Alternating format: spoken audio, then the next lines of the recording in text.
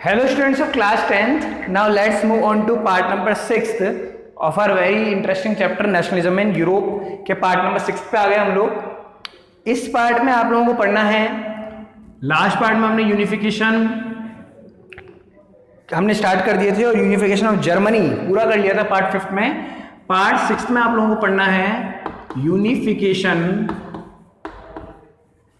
Of Italy. क्या पढ़ना है? यूनिफिकेशन ऑफ इटली, जो कंट्री है यूरोपियन, उसका यूनिफिकेशन कैसे हुआ।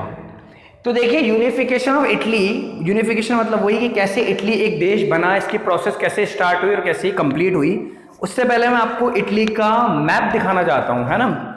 ये इटली का मैप है बेटा, इसको बहुत अच्छे से आपको देखना है ना, और कॉपी में इसे बनाना भी है, ठीक है। कॉपी में इसे बनाना है, जहाँ ये क्वेश्चन भी आएगा explain the unification of Italy, मैं पीडीएफ फॉर्म में भेजूंगा, उस वहाँ पे आप इस पिक्चर को वो कर लेंगे, ड्रॉ कर लेंगे इस मैप को। देखिए अभी इटली का जो हाल है, क्योंकि ये जब तक आप ये मैप आपके पास नहीं होगा ना, तब तक आप यूनिफिकेशन ऑफ इटली को नहीं समझ पाएंगे, क्योंकि इसमें नॉर्थ साउथ है ना, ऐसे करके वर्ड्स बार बार आएंगे, तो आपको पता तो होना चाहिए कि नॉर्थ में क्या है, साउथ में क्या है, कौन से रीजन का क्या नाम है। तो अभी इटली 4 रीजन्स में बटा हुआ है, जैसे कि आप इस मैप से देख सकते हैं कि इटली 4 रीजन्स में बटा हुआ है। ऊपर है नॉर्थ, नीचे है साउथ, ये सेंट्रल, और इस एरिया को बोलते हैं सार्दिनिया पिडमोंट। क्या बोलते हैं इस एरिया को? Sardinia Piedmont. ये सार्दिनिया पिडमोंट काफी जरूरी है आपको याद रखना, क्योंकि ये 1 मार्क्स से बहुत अच्छा क्वेश्चन बनता है। आगे बताऊंगा क्या। ये वाला एरिया सार्दिनिया पिडमोंट है, ठीक है, आप लोग समझ पा रहे हैं। ये साइड में इस मैप को जब हम छोड़ देते हैं तो ये वाला एरिया आपका सार्दिनिया पिडमोंट है। अब आपको इसको सार्दिनिया पिडमोंट को क्यों स्पेशली लर्न करके रखना है? सार्दिनिया पिडमोंट एकमात्र ऐसा एरिया है जो पहले से ही इटली का खुद का है ना। ये इटली प्रिंसली हाउस का ही है, इटली के उस टाइम के राजा है विक्टर इमैनुअल सेकेंड, ये उनका खुद का है। और बाकी जितने भी ये हैं नॉर्थ, सेंटर और साउथ, ये सब इन सब पार्ट्स पे किसी दूसरे देशों के या किसी दूसरे राजाओं के कब्जे हैं। समझ रहे हैं आप बात को? नॉर्थ, सेंट्रल, साउथ किसी और दूसरे राजाओं के हैं, और सार्दिनिया पिडमोंट एकमात्र ऐसा एरिया है, एकमात्र ऐसा रीजन है जो इटली का खुद का है। तो बात करते हैं नॉर्थ किसका है, सेंटर किसका है, साउथ किसका है। तो ये तो इटली का है ना, सार्दिनिया पिडमोंट तो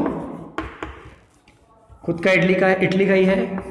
नॉर्थ जो इलाका है इटली का, है ना, नॉर्थ जो इलाका है वो ऑस्ट्रिया के अंडर है।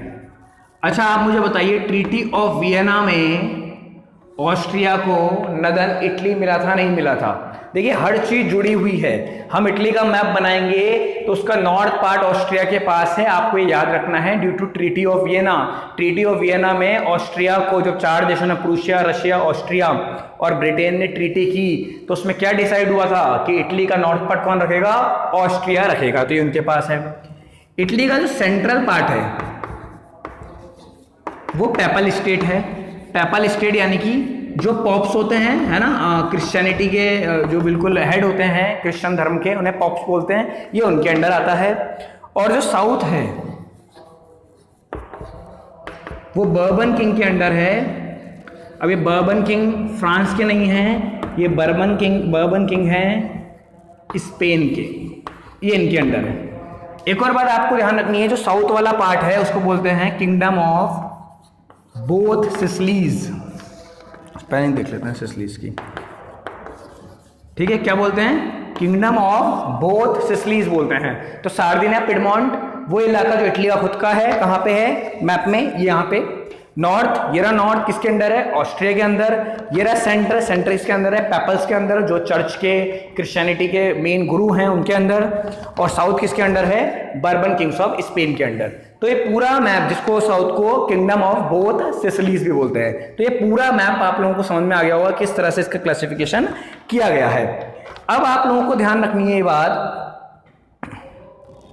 कि अब इनको छुड़वाना पड़ेगा। चलिए ये सार्दिनिया पिडमोंट के तो अच्छी बात है, ये तो पूरा इटली का ही है, तो इन तीनों के लिए वो चलेगा, इन तीनों को छुड़वाया जाएगा, है ना। इन तीनों एरियाज को इटली के अंदर मिलाना है, तो इसके लिए एक प्रोसेस चलेगी।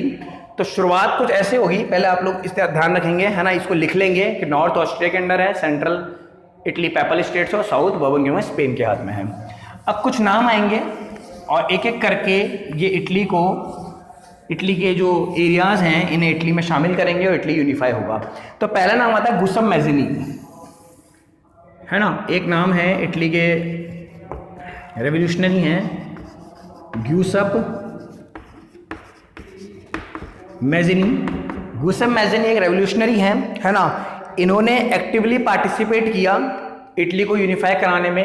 एक सोसाइटी इन्होंने बनाई, सीक्रेट सोसाइटीज़ बनाते थे जिनमें लोगों को जोड़ते थे और लोगों को इनकरेज करते थे कि वो रेवोल्यूशन करें। यंग इटली नाम की एक सोसाइटी गुस्सम मैज़िनी ने बनाई थी।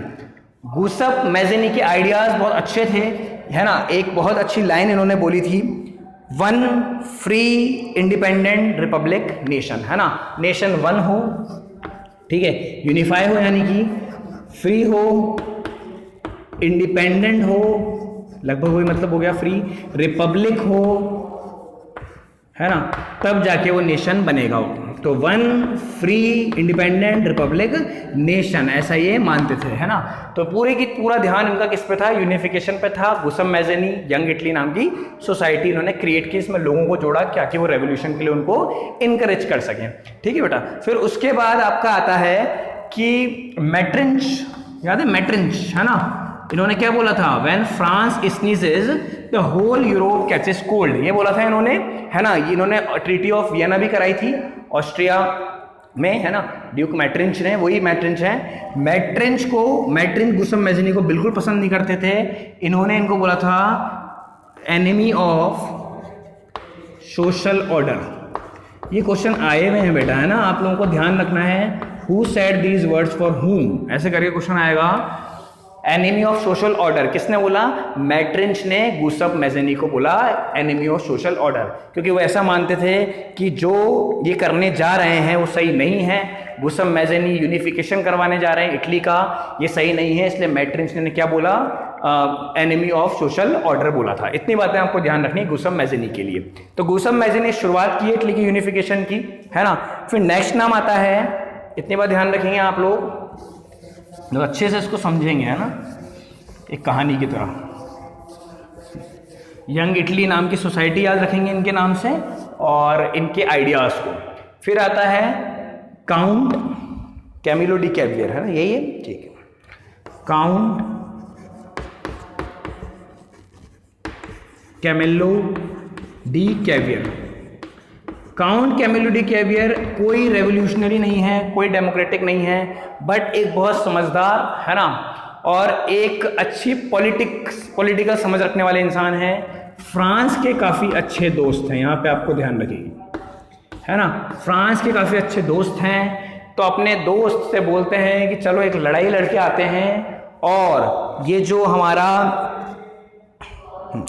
हमारा किंगडम है, इटली है, इसका नॉर्थ पार्ट जो किसके अंडर है, ऑस्ट्रिया के अंडर है, इसको छुड़वा के लाते हैं। तो काउंट कैमिलो डी कैवियर जो कि फ्रांस के साथ दोस्ती है, ये फ्रांस की मदद से, यहाँ प्लस लगा देता हूँ, ये दोनों मिलकर किसको हरा देते हैं, ऑस्ट्रियन फोर्सेस को हरा देते हैं, ऑस्ट्रिया की सेना को, और किस पे कब्जा कर लेते हैं, इटली के नॉर्थ पार्ट पे। क्यों, आपने लिखा है इटली का नॉर्थ पार्ट किसके अंदर है, ऑस्ट्रिया के अंदर है, उस पे कब्जा कर लेते हैं ऑस्ट्रियन फोर्सेस को हराकर। तो आपको ये पता लगा। अच्छा, ईयर भी आप इस लोग इसका लिख लीजिए, 1859 में Count Camillo de Cavour defeated the Austrian forces and north part of the Italy come under the Italian empire, है ना। तो नॉर्दर्न पार्ट था इटली का जो किसके पास था, ऑस्ट्रिया के पास था। काउंट कैमिलो डी कैवियर उसको फ्रांस की मदद से छुड़वा के ले आते हैं। तो नॉर्थ पार्ट का काम तो हो गया। अब कौन कौन से बचे, सेंट्रल और साउथ। इसके बाद सेकेंड नेम आता है या थर्ड नेम आता है